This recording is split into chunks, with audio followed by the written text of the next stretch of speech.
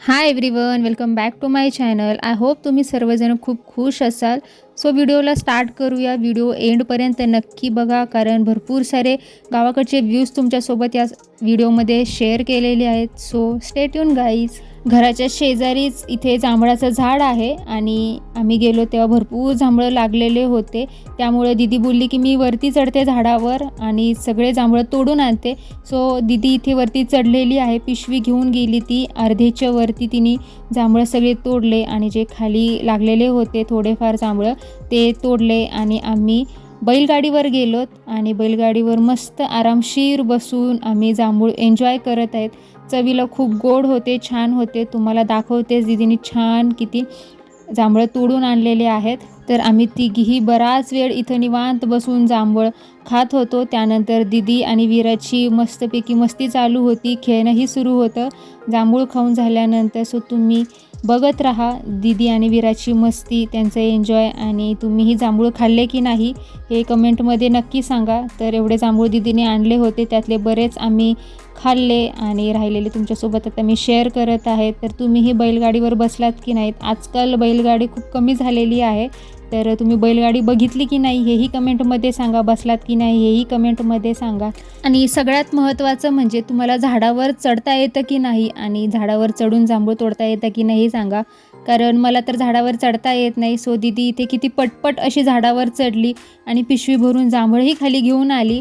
तर अशा प्रकारे तुम्हाला चढता येतं की नाही हे कमेंटमध्ये सांगा. चांगलं खाऊन पिऊन झाल्यानंतर, आराम करून झाल्यानंतर दीदी आणि वीराची पुन्हा इथे मस्ती सुरू झाली आणि ते शेतामध्ये इथे पकडापकडी खेळत आहेत. तर असं गावाकडचं वातावरण. वरती ढगही तुम्ही बघू शकता, काळे झाले आहेत. कधीही पाऊस येऊ शकतो आणि थोडा थोडा रिमझिम असा पाऊसही सुरूच होता. तरीही दीदी आणि वीरा हे दोघीही पकडापकडी खेळतच होते. त्यांना पावसाचं, वातावरणाचं काहीच घेणं देणं नव्हतं, फक्त खेळायचं होतं.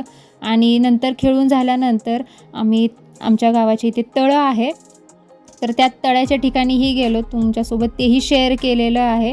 तुम्ही वातावरण बघू शकता, एकदम ढगाळ वातावरण झालं आहे आणि कधीही पाऊस येऊ शकत होता. तरीही आम्ही तलावाच्या ठिकाणी गेलो होतो. तर आम्ही तिघीही गेलो. खूप मस्त असे रील्स बनवले आणि फोटोशूट केलं, मस्तीही केली, एन्जॉय केलं. तर तुमच्या गावाला आहे का असं तळं हे तुम्ही कमेंटमध्ये नक्की सांगा. जाताना 2-3 विहीर लागतात, तर त्याही बघितल्या आम्ही. आणि पावसामध्ये जो विहिरीचा गाळ बाहेर येतो, सगळी माती साचते, तर तेही तिथे बघितलं आम्ही. तर पुढे व्हिडिओ एन्जॉय करा.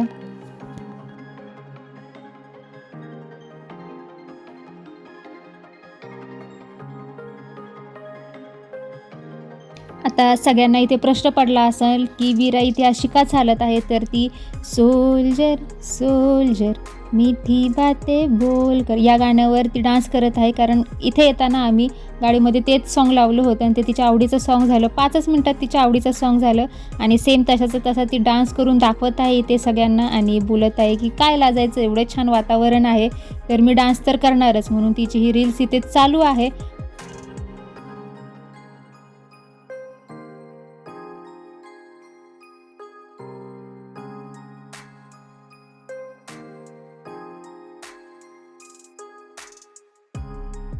आजूबाजूची ही जी रिकामी जागा दिसत आहे, खूप पाऊस झाल्यानंतर, प्रचंड पाऊस झाल्यानंतर या पूर्ण एरियामध्ये पाणी साचलेलं असतं. आता सध्या इथे पाऊस थोडा कमी आहे, सो थोडंच पाणी भरलेलं आहे. पण तुम्ही जिथे जिथे रिकामी जागा दिसत आहेत, खड्डा दिसत आहेत, ते तिथे पूर्ण पाणी साचलेलं असतं आणि एवढं साचलेलं असतं की आमच्या शेतापर्यंत पाणी येतं आणि आमचं शेतही अर्धं पाण्याखाली असतं. सो अशा प्रकारे पाऊस पडल्यानंतर हे तळं भरलेलं असतं. सो आता थोडंसं पाणी कमी आहे, तर आताच आम्ही ते तळ्याच्या इथे येऊन जात आहोत. तर आमच्यासोबत व्हिडिओमार्फत तुम्हीही एन्जॉय करा.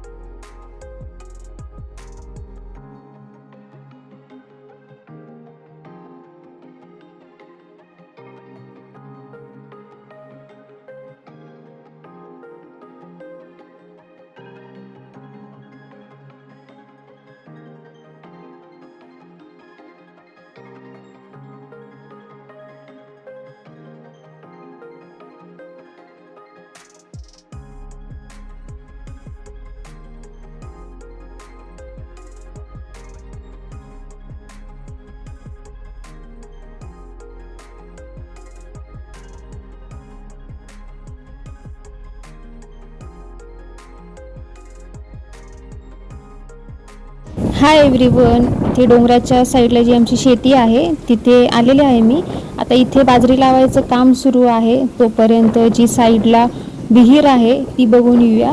मी फर्स्ट टाईम विहीर बघत आहे आणि ही शेती मी फर्स्ट टाईम बघत आहे.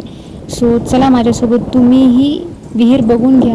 माझ्या मम्मीला चांगलीच प्रॅक्टिस झाली आहे. चिखलात चालायची, दगडात चालायची, ढिकळामध्ये चालायची. माझ्या पुढे पुढे जात आहे, पण मला काही चालता येत नाही. माझी चप्पल सगळी भरत आहे चिखलाने. तर फायनली 10 मिनटामध्ये आम्ही विहिरीच्या इथे पोचलोत आणि वारा एवढा होता की असं वाटत होतं मोबाईल जातो या विहिरीमध्ये. पण दोन्ही हातांनी गच्च भरून ठेवलं मोबाईलला. बघा पाणी आहे, बरंच पाणी आहे. तर मम्मी मला सांगत होती की माझी एक दुसरी बहीण आहे, ती रात्रीचे इथं झोपायला येतात कारण इथे बाजरी पेरलेली आहे आणि रात्रीचे जनावरं येतात. बाजरीला नुकसान होऊ शकतं, त्यामुळे इथे ते रात्रीचे झोपायला येतात.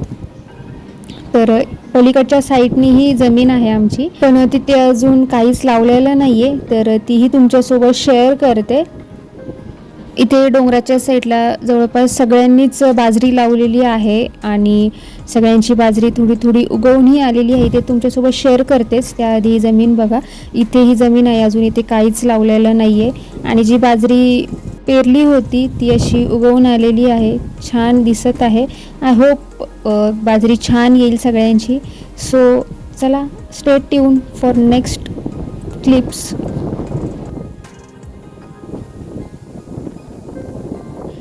Good morning everyone. आता हा नेक्स्ट डेचा व्ह्यू तुमच्यासोबत शेअर करत आहेत. खूपच पाऊस आहे इथे आणि रिमझिम चालू आहे, जोरात चालू आहे. 2-3 दिवस काही ऊन आलंच नव्हतं. सो पाऊस बघू शकता. सकाळ सकाळ मम्मी आणि पप्पा निघाले आहेत शेतामध्ये.